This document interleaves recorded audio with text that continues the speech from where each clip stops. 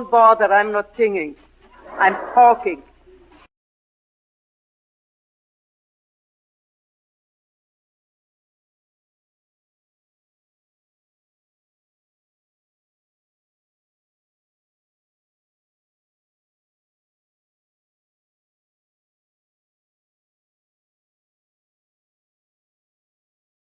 I was only 18 at the time, and I didn't even ask my parents about it. Then it proved a double tragedy, because Heink, too, lost his position at the same time for the same reason. He was secretary to the Royal Opera in Dresden, and it was there I met him. So there we were, both out of the opera, without work or money. Heink, after some time, finally got a small position in the custom house, which kept us alive. That's all. It was a desperate time. No work and the gradual realization of all I had lost. I was desperate at what I'd done, because in me was always the longing for my career. It was greater than anything else. It was my whole life, as I found out too late. It was a big mistake, my marriage then. Let it go at that. Heink didn't understand how I felt, of course. No man ever can. So the misery piled up. I worried and worried, looking for work. And on top of all that were the debts. Heink had many debts, you see, and I had never had debts before. It was against my nature. Then came the first little comfort. When my first baby, my August, was born. During this period, I was always looking for work and tried everything. I went to Berlin for an engagement there, but failed. I couldn't get anything. I looked so poor and sick. All this worry affected my voice, which was in bad condition, as well as my spirit. My colleagues at the opera were all very sorry for me and tried to help me get chances to sing. But it was no use. For when the time came, I couldn't sing. I was so sick and discouraged. And this was my desperate situation.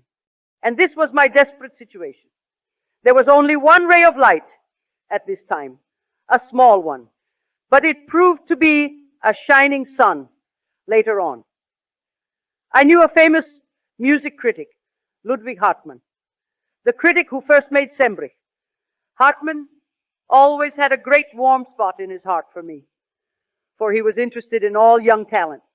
He didn't spare the great artists, but for young talent, he always had a kind word and a generous helping hand.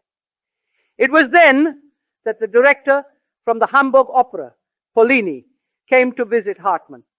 Pollini sounds Italian, but he was really a Jew from Prussia. When Pollini came to visit Hartmann, Hartmann said to me, "Now, I will talk to Pollini about you, and maybe he can use you for something there in the Hamburg Opera. We shall see." So it was through Hartmann that I met Pollini. At that time, Pollini really didn't need or want me, but Hartmann impressed him so much that he finally said I could come to Hamburg and do the small parts anyway. So I was engaged at a few hundred marks the season, and life began again for me, thanks to Hartmann. Small as it was, that engagement was like a gift from heaven. I took my baby, little August, with me and went to Hamburg. Heink was transferred from Dresden to Hamburg in that time, still in the custom house. I look back at that period now. It was the beginning of the terrible struggle for success, for my career. I had only very small parts to sing, and a few hundred marks each year, and debts on top of it all. During that time, too, the first year a child, and then every year another. But I kept up my courage somehow. I struggled on, and in the second vacation I went home. At the station, Father and Mother were there waiting for me. When they saw me, they looked and looked. They really didn't know me. I was such a sight. Then Father cried, "Gott in Himmel! What have they done to you, my child?" I was like a skeleton, but I was home again, thank God.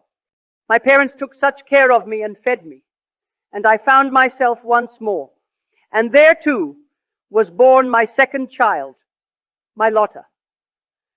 After that, I went back to Hamburg to sing again. The director had sent me money that I would at least have my fare back.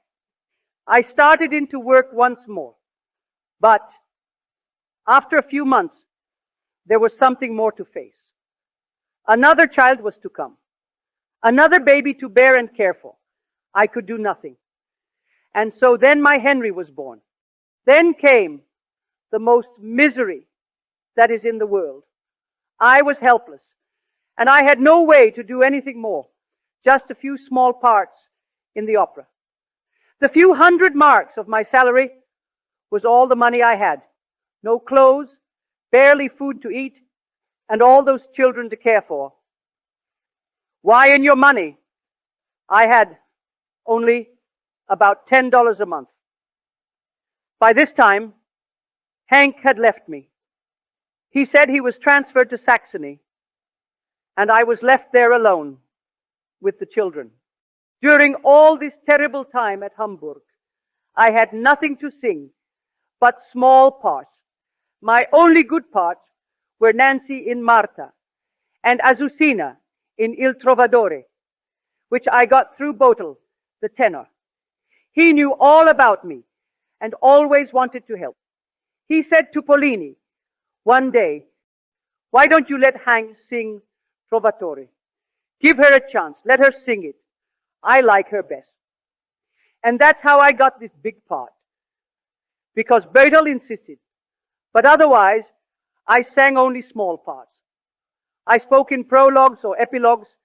I danced in the ballet. Everything, anything.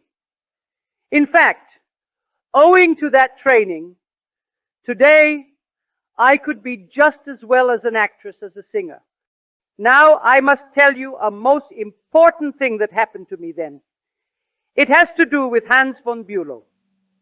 Hans von Bulow was a great figure in the musical world then. He was not only a great pianist, but he was also a great conductor. A wonderful man he was in every way. And this is how he came into my life at this time. There was to be a big festival at Hamburg, and one of Brahms' great compositions was to be sung. The Brahms Rhapsody for alto, male chorus and orchestra. The poem by Goethe. Johannes Brahms was an invited guest, and von Bulow was to conduct. I remember this so well. Brahms sat in the front seat. It was my first important singing in Hamburg, outside the opera. I came out in a plain white dress, the only one I had. Street shoes, of course, as I had no slippers, and sang my part. Oh, how I loved this music. It is a wonderful thing. It was a great day for me, for there sat Johannes Brahms in front, and I sang for him. It is most marvelous, this music. And the contralto voice has a solo, a wonderful prayer. Well, when I finished, the success was so tremendous, I had to sing an encore. Now, that is a work that lasts at least 1/2 hour. And to get an encore to that, it was something, I tell you. After it was over, they applauded and applauded. And Johannes Brahms came on the stage to make his bow. But he wouldn't go alone. I didn't want to go, but they said yes.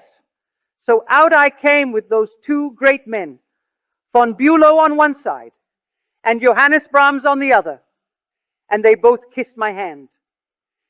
Whatever success came later, there was nothing ever to compare to that. There was no moment like that. I rode the clouds. I shall never forget it all the days of my life.